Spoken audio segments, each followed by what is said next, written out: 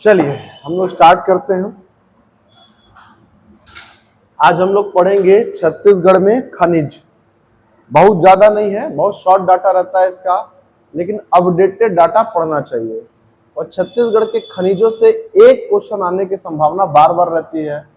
जैसे छत्तीसगढ़ में सबसे ज्यादा पाया जाने वाला अयस्क, जिसका उत्पादन सबसे ज्यादा है, जिसका भंडारण सबसे ज्यादा है, और दूसरा पूछ सकता है क्रम, या तो उत्पादन का या तो भंडारण का, या तो करंट सिचुएशंस में कि 2024-25 में, क्योंकि 26 का डाटा भी रिलीज हुआ है कि नहीं, 24-25 में किस खनिज का उत्पादन सबसे ज्यादा रहा, किस खनिज का उत्पादन सबसे कम रहा, ये सारी बातें क्या होंगी इसमें पूछा जाता है।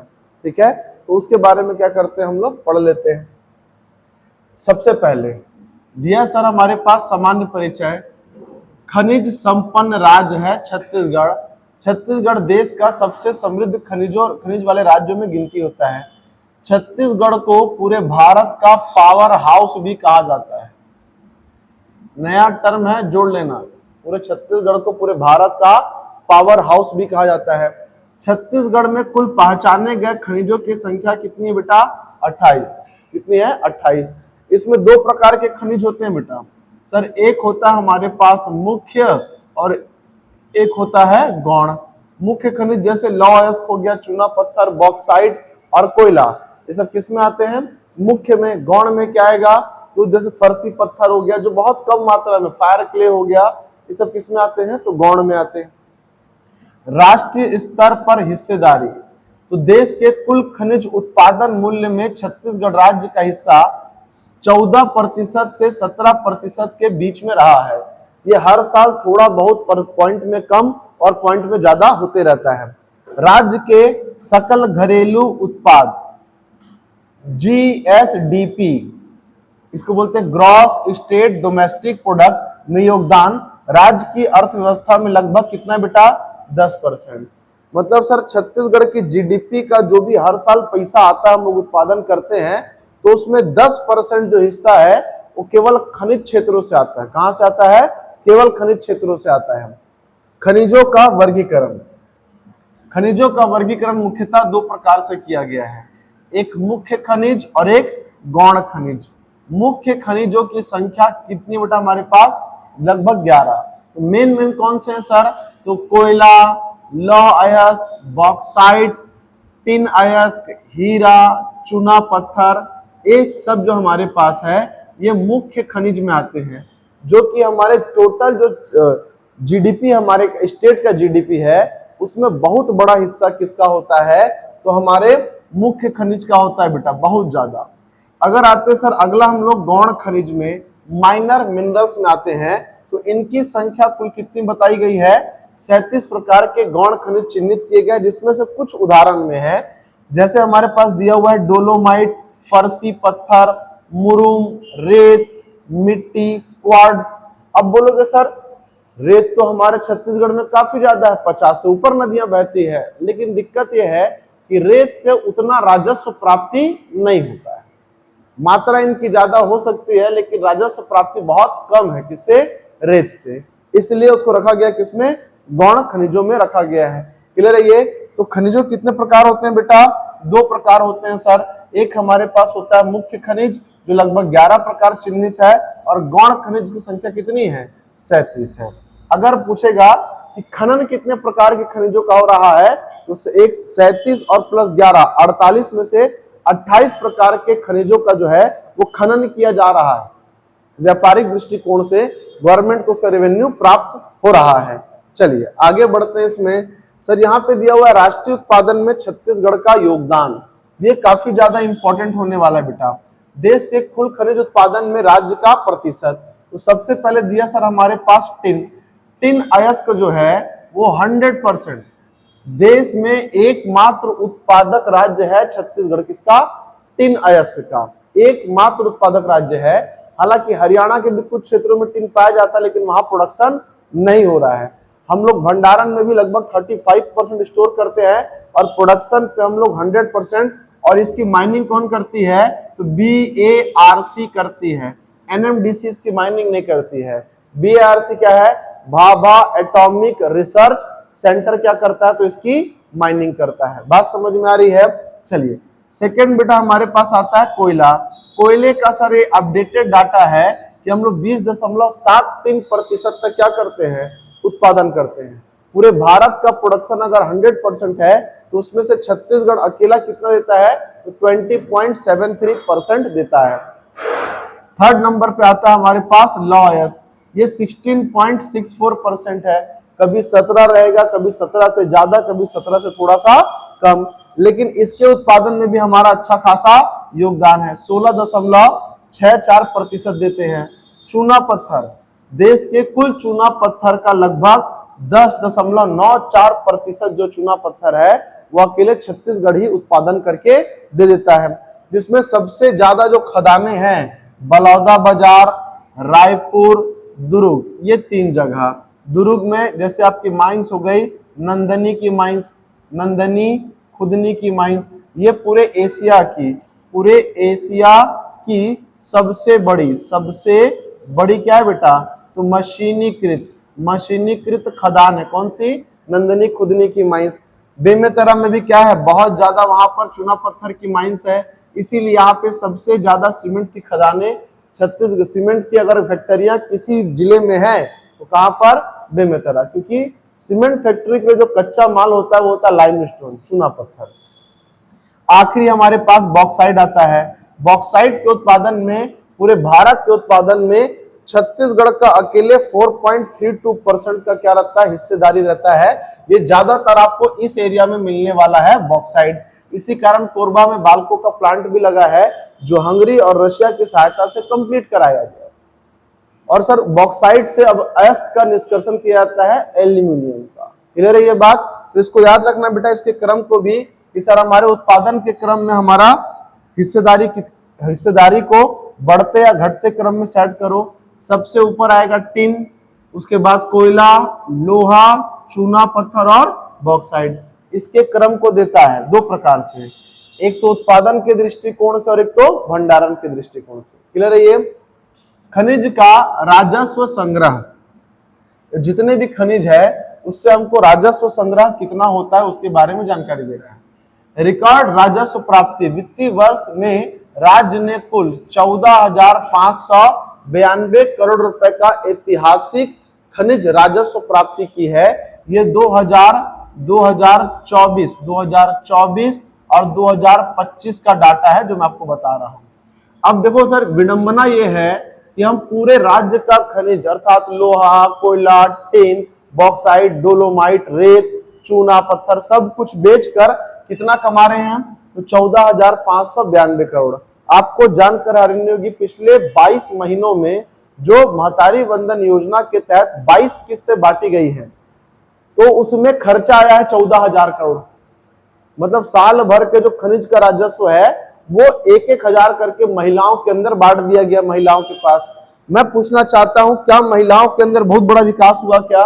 कुछ नहीं है, कुछ भी नहीं है। स्टार्टिंग में तो कोई सोना चांदी खरीद भी पाया 1-2 तोला, अब वो भी मिलने की संभावना नहीं। तो कुल मिलाकर क्या है, तो हमारा राजस्व का वेस्टेज हो रहा है। इस पैसे को किसी उद्यम के कार्य में लगाया जा सकता था, वो बात और है। अनुमानित लक्ष्य, आगामी समय के लिए इसे कितना पहुंचाने का लक्ष्य है, तो 17,000 करोड़। ये खुशी वाली बात नहीं है। माइनिंग इतनी ज्यादा बढ़ाई जाएगी, इतनी ज्यादा जंगल काटे जाएंगे, इतने ज्यादा वहां से मिनरल्स निकाले जाएंगे कि सर तभी तो जाकर क्या बढ़ेगा बेटा, राजस्व बढ़ेगा।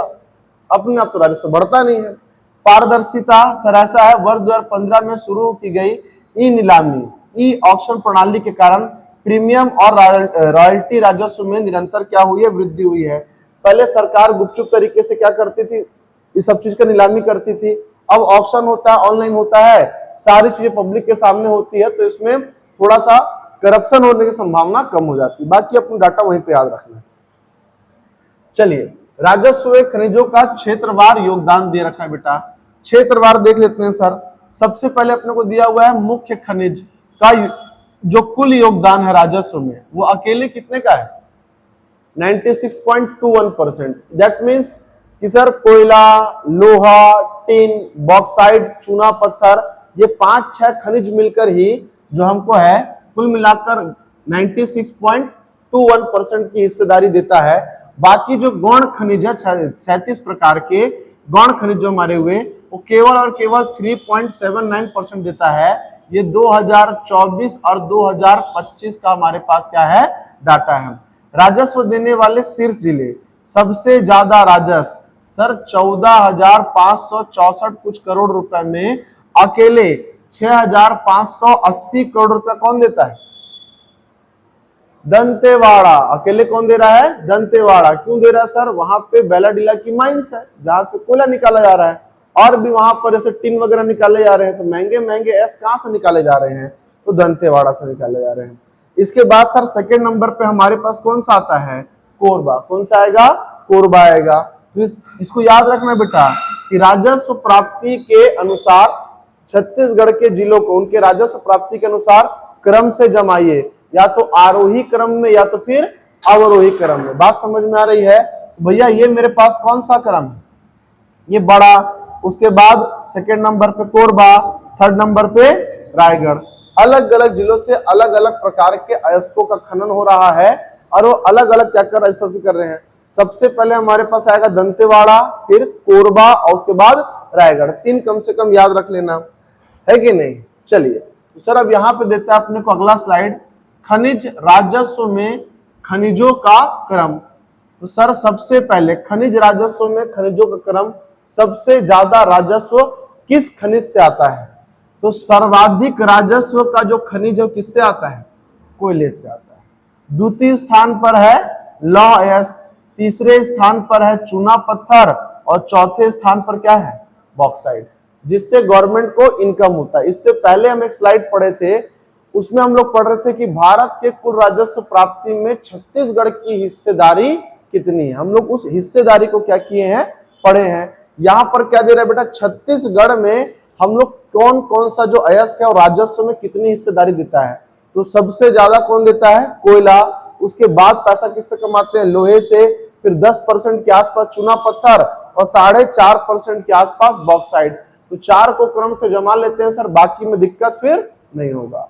कौन सा होगा? कोयला, लोहा, चूना पत्थर और बॉक्साइट। क्यों ऐसा हो रहा है सर? देखो टोटल हम लोग 20% के आसपास कोयला निकालते हैं, 16% के आसपास लोहा निकालते हैं, 10% के आसपास चूना पत्थर और 4 से 5% के आसपास क्या होता है? बॉक्साइट। तो इनसे जितना हमारे पास प्रोडक्शन उतना ज्यादा राजस्व की प्राप्ति। हाँ, इनके रेट में वेरिएशन हो सकता है।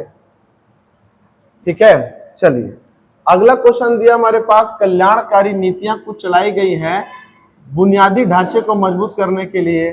तो ये उतना ज्यादा इंपॉर्टेंट नहीं है।